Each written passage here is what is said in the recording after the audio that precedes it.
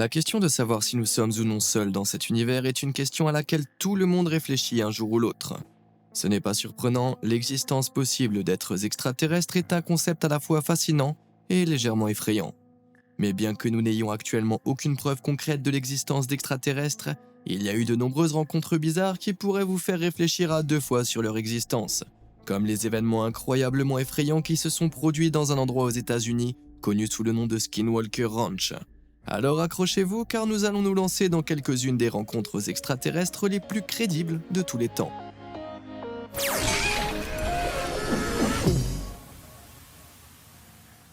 Ranch Skinwalker. Au fil des ans, le bassin du Utah, dans l'est de l'Utah, a acquis une réputation d'être l'un des hauts lieux du paranormal les plus actifs de tous les États-Unis.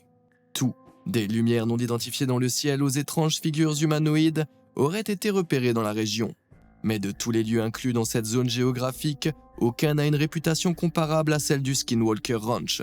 Situé à environ 160 km à l'est de Salt Lake City, Skinwalker Ranch a été nommé à l'origine en raison d'une ancienne malédiction qui, selon la rumeur, aurait été placée sur la terre lors d'un conflit territorial entre deux peuples amérindiens, les Navajos et les Utes.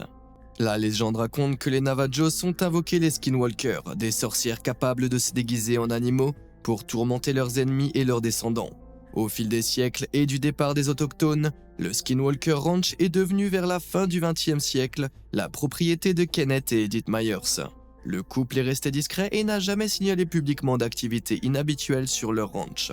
Ce n'est qu'en 1994, lorsque la famille Sherman les a rachetés, que les choses ont pris une tournure bizarre et terrifiante. Terry et Gwen Sherman ont emménagé à Skinwalker Ranch avec leurs deux enfants, convaincus d'avoir trouvé la maison idéale. D'autant plus que la ferme en bordure d'une haute crête surplombait les pâturages verts et tentaculaires du ranch, les bois épais et les ruisseaux bouillonnants du sud. Terry, en tant qu'éleveur de bétail, était ravi d'avoir enfin assez d'espace pour faire passer son entreprise au niveau supérieur, et Gwen était impatiente de passer du temps à explorer avec leurs enfants. L'ensemble du domaine semblait être l'image de la tranquillité, jusqu'à ce que les Sherman aient l'occasion d'y voir de plus près. Tout autour de la maison, à l'intérieur comme à l'extérieur, ils ont trouvé un excès inquiétant de serrures à peine dormant, sécurisant les portes et les fenêtres. Et ce n'est pas tout. L'entrée avant et à l'entrée arrière, ils ont également trouvé des chaînes robustes attachées à d'énormes barreaux métalliques encastrés dans les murs, qui ont manifestement servi à enchaîner de grands et puissants chiens de garde. Légèrement déconcertés par la nature de la faune locale qui nécessitait des défenses aussi excessives, Terry et Gwen ont conclu qu'Edith Myers, qui vivait seule depuis le décès de son mari Kenneth, était tout simplement paranoïaque. Mais ils se sont vite rendus compte qu'il y avait peut-être d'autres raisons à ces mesures de sécurité. Peu de temps après avoir emménagé, la famille Sherman déchargeait le camion devant leur nouvelle maison, lorsque Terry a aperçu un loup dans le pâturage derrière eux. Mais pas n'importe quel loup. La bête était au moins 3 fois plus grande qu'un loup moyen et son comportement était terriblement étrange. Le loup s'est approché d'eux de façon nonchalante, amicale même, et n'a pas semblé effrayé ou prudent. Il remuait la queue presque comme un chien et laissa même Terry lui caresser la tête. Pendant un moment, il a pensé que le loup était peut-être l'animal de compagnie de quelqu'un, jusqu'à ce que soudainement, il se retourne et attaque un veau errant à la lisière du pâturage. Instinctivement, Terry saisit son Magnum 357 à l'arrière du camion et tira 3 fois sur le loup. Mais l'animal ne sembla pas blessé. Il relâcha simplement le veau, se retourna et s'en alla. Terry n'en croyait pas ses yeux. 3 tirs d'un 357 Magnum à si courte distance auraient dû suffire à l'abattre. Et voilà qu'il s'en allait sans même laisser une traînée cramoisie. Mais ce n'était que le début. Les semaines suivantes se sont déroulées de façon relativement normale, à l'exception de quelques événements étranges qui se sont produits autour de la ferme et qui semblaient tous viser Gwen. Elle n'en a pas fait part à son mari que bien trop tard, parce qu'elle pensait sincèrement qu'elle perdait la tête. Tout d'abord, Gwen rentrait à la maison après avoir fait ses courses, déballait les provisions et les rangeait, puis revenait quelques instants plus tard pour les retrouver dans les sacs. De plus, Gwen sortait de la douche le matin et découvrait que sa serviette qu'elle apportait toujours avec elle avait disparu. À chaque fois, elle réapparaissait des heures plus tard dans un endroit quelconque de la maison. Les choses ont continué ainsi pendant un certain temps, et Gwen s'inquiétait de plus en plus pour sa mémoire. Jusqu'à ce qu'un soir, Terry rentre à la maison en demandant qui avait pris son outil pour creuser des trous pour les poteaux de clôture.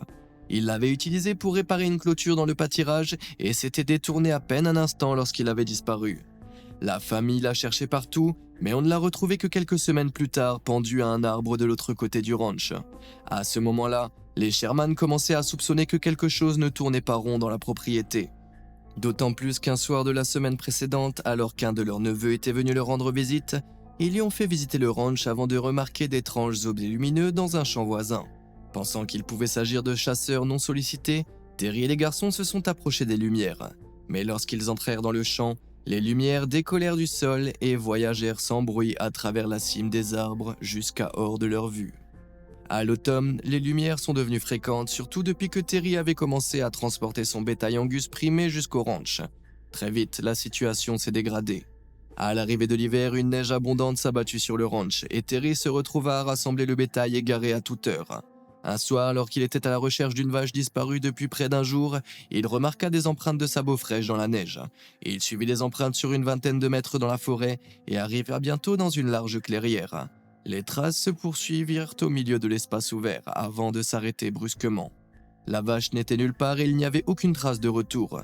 C'était comme si elle avait tout simplement disparu de la surface de la terre. Terry chercha encore un peu, mais à la fin il rentra chez lui le cœur lourd et sans trop savoir ce qui l'attendait. Au cours de l'hiver, 4 autres vaches primées de Terry disparurent de la même façon. Terry essaya de surveiller les champs pour tenter d'attraper les voleurs ou les animaux prédateurs qui pourraient être responsables. Mais il sembla que celui ou ceux qui les avaient enlevés avaient toujours de longueurs d'avance sur lui. Au printemps, la famille a commencé à perdre encore plus de bétail. Seulement voilà, elles ont soudain commencé à réapparaître, parfois mortes sans cause apparente et d'autres fois lacérées de façon étrangement précise. Terry commença à examiner les décès de plus près et se rendit vite compte que beaucoup de vaches décédées avaient toutes subi la même blessure. Un trou étrange dans l'un de leurs yeux. De plus, toutes les vaches empestaient de produits chimiques. Presque selon Terry, comme si leurs blessures avaient été désinfectées. Et aussi bizarre que cela puisse paraître, ce n'était que la partie émergée de l'iceberg.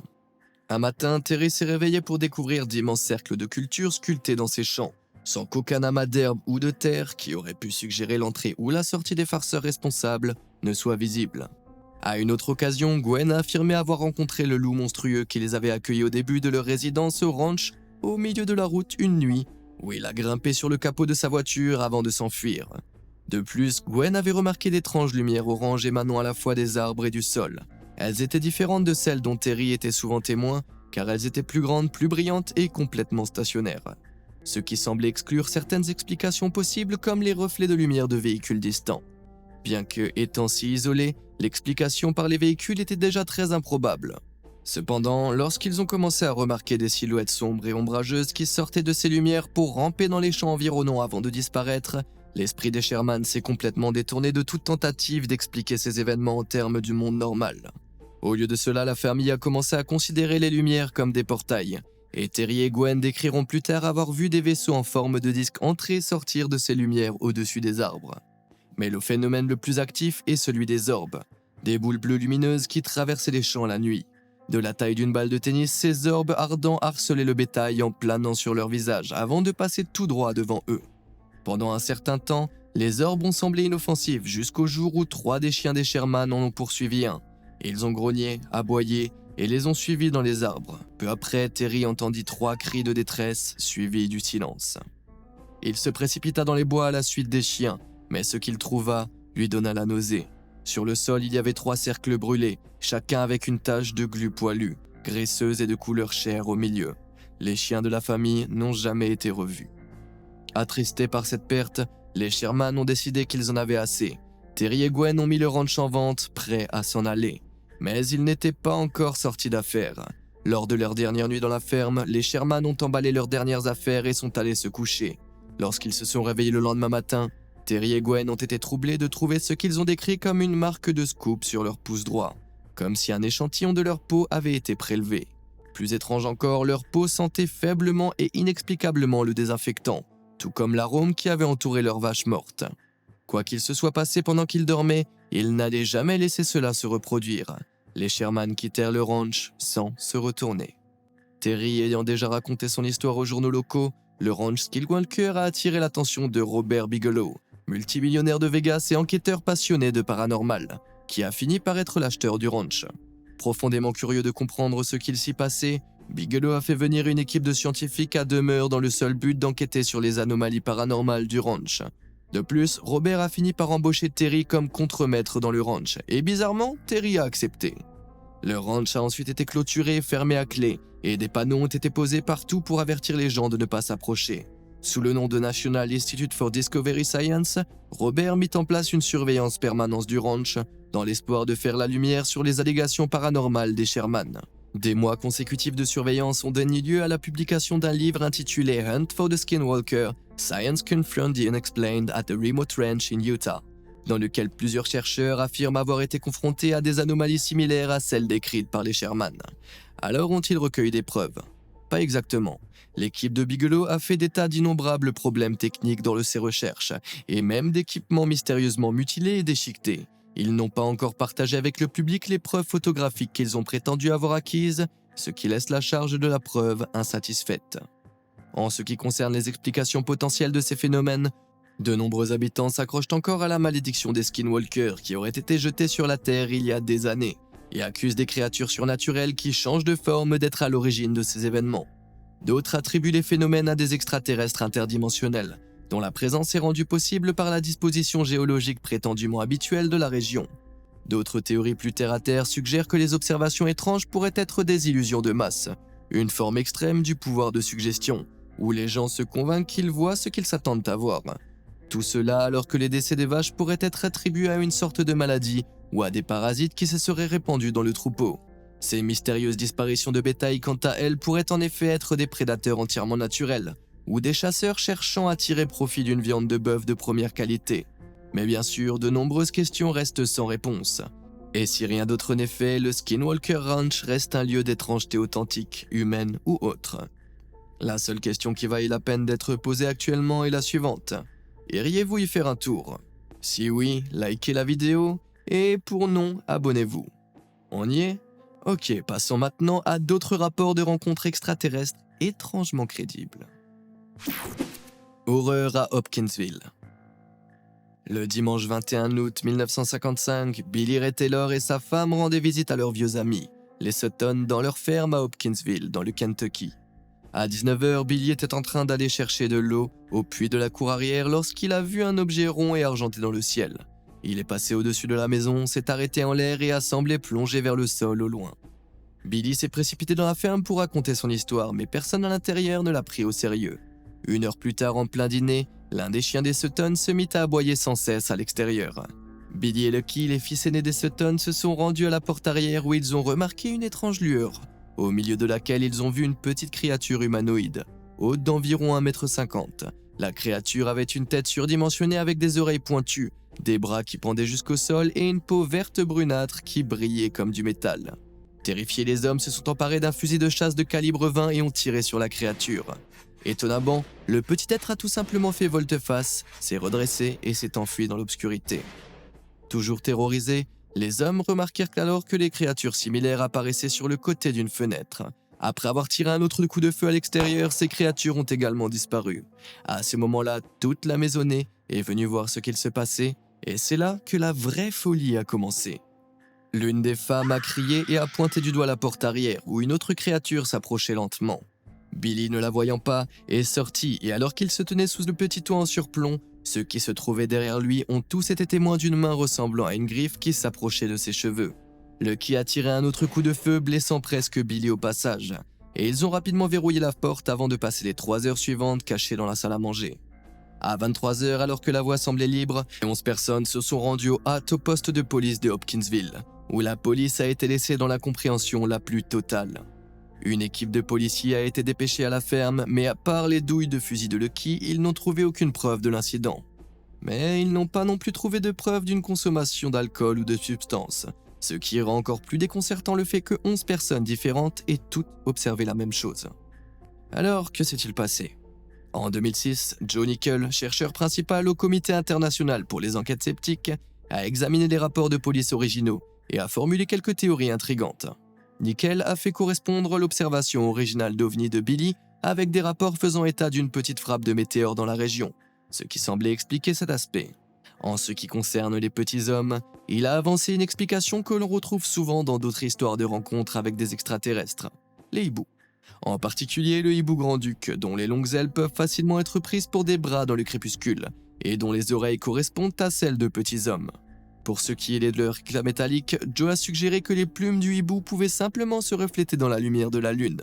Cela dit, même si les hiboux grand-ducs sont connus pour être actifs au crépuscule et audacieusement agressifs lorsqu'ils défendent leur nid, certains enquêteurs paranormaux enthousiastes soutiennent toujours que les hiboux ne sont pas une explication satisfaisante de ces étranges événements survenus à la ferme des Sutton. Quelle que soit la vérité, l'histoire est certainement amusante. Le monstre de Flatwoods. À 19h15 le 12 septembre 1952, deux jeunes frères, Ed et Freddie May, ont aperçu une lumière rouge pulsante qui passait au-dessus de leur petite ville tranquille de Flatwoods, en Virginie occidentale. Les garçons ont suivi la lumière des yeux jusqu'au sommet d'une colline voisine, où elle s'est apparemment écrasée au sol. Les frères May ont couru chez eux pour appeler leur mère, et ensemble ils ont grimpé la colline pour vérifier le lieu de l'accident. Plusieurs autres garçons sont venus enquêter, dont Jenny Lemon, 17 ans, membre de la garde nationale. Jamie a rapidement pris la tête du groupe et avec leur groupe sur ses talons, ils ont grimpé jusqu'au sommet de la colline. La première chose qu'ils ont remarqué, c'était une odeur de soufre et très vite, le groupe n'a plus rien pu voir à travers le brouillard. Peu à peu, cependant, la même lumière rouge pulsante que les garçons avaient repérée auparavant apparut, éclairant maintenant le brouillard d'une sinistre façon. C'est alors qu'ils l'aperçurent, là, entre les arbres, une entité de 3 mètres de haut avec de longs doigts agrippant un corps métallique et des yeux rouges vifs les fixaient sans ciller. Jenny a crié et est tombé à la renverse, mais l'un des garçons l'a tiré sur ses pieds et le groupe l'a dévalé la colline, terrorisé. Peu après, un shérif local qui avait enquêté sur des rapports faisant état d'un crash d'avion dans la région a été appelé sur les lieux. Mais en examinant le sommet de la colline, il n'entendit rien, ne vit rien et ne sentit rien. Mais cela ne l'a pas empêché les médias de reprendre l'histoire, qui s'est répandue comme une traînée de poudre à travers les États-Unis.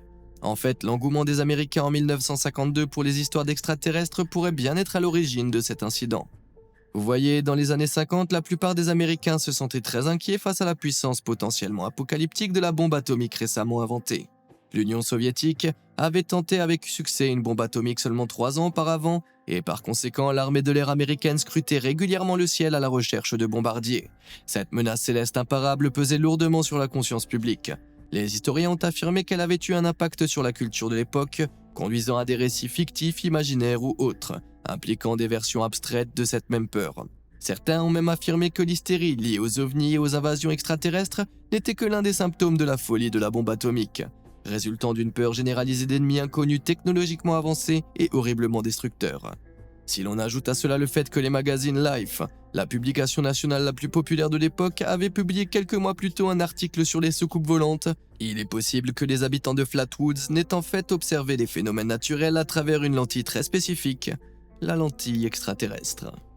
Et il se trouve que des recherches ultérieures ont confirmé cette idée. Après avoir enquêté sur l'affaire en 2000, le spécialiste des mythes paranormaux Johnny Kell, qui a également examiné l'affaire d'Hopkinsville, a conclu que la lumière brillante que ses frères May avaient vue était très probablement la lumière pulsante d'un avion passant au-dessus de leur tête, ou d'une météore, étant donné qu'il a été confirmé qu'une météore visible était passée au-dessus de la région cette nuit-là. L'avion ne s'est pas écrasé comme les garçons l'avaient vu, mais il a probablement semblé le faire depuis leur point d'observation en bas de la colline. En ce qui concerne le monstre de Flatwoods lui-même, vous pouvez probablement deviner que Nickel a conclu qu'il s'agissait d'un autre hibou. Selon Joe, la perception des témoins a probablement été déformée non seulement par le brouillard environnant, mais aussi par leur état d'anxiété accru, ce qui les a peut-être amenés à percevoir les griffes, les plumes et les yeux d'un hibou comme étant plus grands et plus brillants qu'ils ne l'étaient en réalité. Mais croyez-vous à cette explication à base de plumes? Ou pensez-vous que ces gens de Flatwood ont vraiment rencontré quelque chose d'un autre monde cette nuit-là sur la colline? Dites-moi ce que vous en pensez dans les commentaires ci-dessous. La chose de Warminster. À 1h25 du matin, le jour de Noël 1964, Mildred Head, résidente de Warminster en Angleterre, s'est réveillée au son étrange de quelque chose qui raclait son toit. Cela ressemblait d'abord à des brindilles frôlant les tuiles, mais s'amplifiant de plus en plus jusqu'à se répercuter comme des grêlons géants. Mildred, confuse, est sortie du lit pour regarder par la fenêtre, mais il ne pleuvait pas. Soudain, elle entendit un autre bruit, qui ressemblait d'abord à un bourdonnement électronique puissant, mais il s'est rapidement réduit à un chuchotement avant de disparaître complètement. Mais cela ne signifiait pas que les incidents de la nuit étaient terminés. Quelques heures plus tard, les soldats de la base militaire de Nuke Camp, située à proximité, ont été réveillés par ce qui ressemblait à une cheminée du bâtiment principal arrachée du toit et éparpillée sur le terrain de camping. Seulement lorsque les soldats se sont entassés dehors pour vérifier, la cheminée n'avait pas bougé d'un pouce. La cour était immaculée. De plus, à 6h30 du matin, Roger Rump, qui habitait Warminster, et sa femme ont été réveillés par un bruit similaire. Mais cette fois-ci, on aurait dit que les tuiles de leur toit avaient été arrachées et remises en place avec un énorme fracas. Au total, plus de 30 personnes autour de Warminster ont rapporté avoir entendu des bruits bizarres ce matin de Noël, et aucune explication valable n'a jamais été donnée, même à ce jour. Mais il y avait encore beaucoup d'autres choses qui allaient survenir. Des choses étranges ont commencé à se produire dans la ville, qui se trouve à un peu plus de 30 km de Stonehenge. En février de l'année suivante, une volée entière de pigeons est soudainement morte et le mois suivant, 3 autres familles ont rapporté avoir entendu leur toit trembler au petit matin. En juin, les habitants de Warminster ont commencé à signaler la présence d'objets non identifiés volant dans le ciel. Les descriptions de ces objets varient d'une personne à l'autre. L'une d'entre elles décrivant leurs observations comme ayant la forme d'un cigare et couvert de lumière clignotante, et une autre affirmant que cela ressemblait à un tisonnier chauffé au rouge et suspendu vers le bas. Très vite, ces événements inhabituels ont commencé à attirer l'attention du pays, espérant apercevoir la mystérieuse chose de Warminster, quelle que soit la forme qu'elle prenne pour eux. Vers la fin de l'année 65, Gordon Faulkner, un habitant de longue date, a pris une photo d'un prétendu ovni dans le ciel de Warminster, bien que pour l'œil moderne, cela ressemble plus à une peinture ratée de Jackson Pollock. Pourtant, la photo de l'OVNI supposé est devenue très populaire, et les observations et les bruits inexpliqués ont continué par intermittence au cours des années suivantes, allant de boules flottantes de lumière cramoisie à des terribles bourdonnements qui ont fait trembler les planchers et les lits.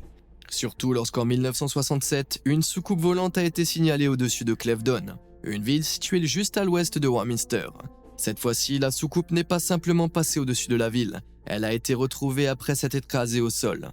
Un ingénieur local, Reg Willard, a été appelé pour examiner le petit objet argenté qui émettait des bips, là où un écolier l'avait trouvé dans un champ.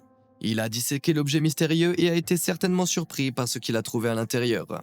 Au lieu d'une technologie hors du commun, l'intérieur de la soucoupe volante en fibre de verre se composait de 2 grosses batteries, d'un émetteur et d'un haut-parleur. Il s'est avéré que l'engin accidenté était un canular, monté par les apprentis du Royal Aircraft Establishment, Chris Sotal et Tony Berdingfield. Les 2 hommes qui espéraient obtenir quelques rires avaient monté l'appareil, les piles fournissant suffisamment d'énergie pour qu'il émette un bip sinistre jusqu'à ce qu'en passant le découvre. Si l'on met de côté les farces qui ont quelque peu diminué l'authenticité des événements de Warminster au début des années 70, les observations de la chose de Warminster ont commencé à diminuer, ce qui pourrait suggérer que, comme le monstre de Flatwoods, le phénomène n'était qu'un produit de l'époque. Mais pour beaucoup, cet argument ne suffit pas à nier les sons et les images étranges vécues par tant d'habitants. Et aujourd'hui, Warminster est toujours considéré par certains comme la capitale des ovnis du Royaume-Uni. Qu'il s'agisse de tremblements de terre mineurs, de farceurs locaux ou de quelque chose d'authentiquement extraterrestre, une chose est sûre, et il est un peu difficile de mettre ça sur le dos des hiboux. Avez-vous fait des rencontres inexplicables comme celles que nous avons vues dans cette vidéo? Si oui, dites-le moi dans les commentaires ci-dessous. Cela m'intéresse et ça pourrait être une belle ressource pour une prochaine vidéo. Jusqu'à la prochaine et comme d'habitude, merci de nous avoir suivis.